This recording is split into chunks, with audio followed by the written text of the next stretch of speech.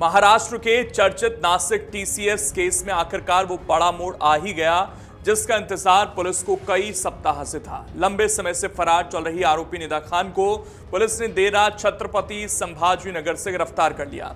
पिछले कई दिनों से लगातार लोकेशन बदलकर जांच एजेंसियों को चकमा देने वाली निदा खान अब पुलिस की गिरफ्त में है और उसकी गिरफ्तारी के बाद इस पूरे मामले में हलचल और भी तेज हो गई है। बताया जा रहा है कि Nashik crime branch, Chhatrapati Sambhajinagar police और स्थानीय क्राइम ब्रांच ने संयुक्त ऑपरेशन चलाकर उसे नारेगांव इलाके की कैसर कॉलोनी स्थित एक फ्लैट से हिरासत में लिया।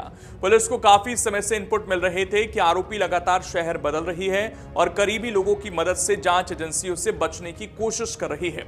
आखिरकार देर रात पुलिस टीम ने उसे दबोच लिया। गिरफ्तारी के बाद सामने आई पहली तस्वीर ने भी सोशल मीडिया पर चर्चा तेज कर दी है। अब तक जिस तरह की तस्वीरें निदा की सामने आ रही थी, उनके मुकाबले गिरफ्तारी के बाद की तस्वीर में निदा खान काफी बदली हुई नजर आई है। इसी को लेकर इंटरनेट पर तमाम तरह की प्रतिक्रियाएं भी देखने को मिल रही हैं। पुलिस सूत्रों के मुताबिक निदा खान पिछले कई दिनों से उसी फ्लैट में अपने परिवार के कुछ सदस्यों के साथ रह रही थी। उसके साथ माता पिता, भाई और मौसी भी मौजूद थे। जांच एजेंसियां बीते 2 दिनों से फ्लैट पर नजर बनाए हुए थे और जैसे पुख्ता जानकारी मिली, टीम ने कार्रवाई करते हुए उसे हिरासत में ले लिया।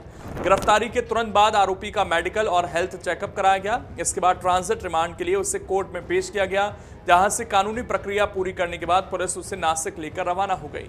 अब उसे अदालत में पेश किया जाएगा, जहां पुलिस पूछताछ के लिए रिमांड मांग सकती है। यह मामला उस समय चर्चा में आया था जब टीसीएस नासिक यूनिट की 8 महिला कर्मचारियों ने हिम्मत दिखाकर वरिष्ठ सहयोगियों के खिलाफ मोर्चा खोला था। महिला कर्मचारियों ने आरोप लगाए थे कि वरिष्ठ अधिकारियों ने न केवल उनका मानसिक और शारीरिक शोषण किया, बल्कि उन पर धर्म परिवर्तन के लिए भी दबाव बनाया। गंभीर बात यह है कि जब महिलाओं ने इसकी शिकायत कंपनी के एचआर विभाग से की तो उन्होंने भी इस मामले में कोई ठोस कार्रवाई नहीं की। निदा खान पर भी आरोप है कि वो अपने सहकर्मियों को इस्लामी रीति रिवाजों का पालन करने, नमाज पढ़ने और मांसाहारी भोजन खाने के लिए दबाव डालती थी। इस केस में करीब 8 लोग गिरफ्तार किए जा चुके हैं। टीसीएस ने भी इन आरोपों पर सख्त एक्शन लेते हुए आरोपी कर्मचारियों को निलंबित कर दिया है। जांच के दौरान पुलिस को mobile chat, digital record, message और कई इलेक्ट्रॉनिक सबूत भी मिले। सरकारी पक्ष का दावा है कि पीड़िता और अन्य कर्मचारियों के बयान इस केस में बेहद अहम साबित हो सकते हैं।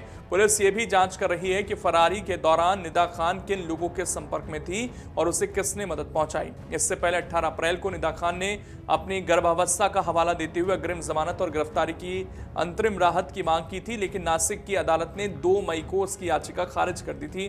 कोर्ट ने माना कि मामले की गंभीरता को देखते हुए जांच प्रभावित हो सकती है, इसलिए आरोपी को राहत देना उचित नहीं होगा। फिलहाल सबसे बड़ा सवाल यही है कि पूछताछ के दौरान अब निदा के आखिर कौन कौन से नए राज सामने आएंगे। क्या इस मामले में और गिरफ्तारियां होंगी? क्या फरारी के दौरान आरोपी को किसी संगठित नेटवर्क की मदद मिल रही थी? इन तमाम सवालों के जवाब अब पुलिस जांच और कोर्ट की अगली सुनवाई पर टिके हुए हैं।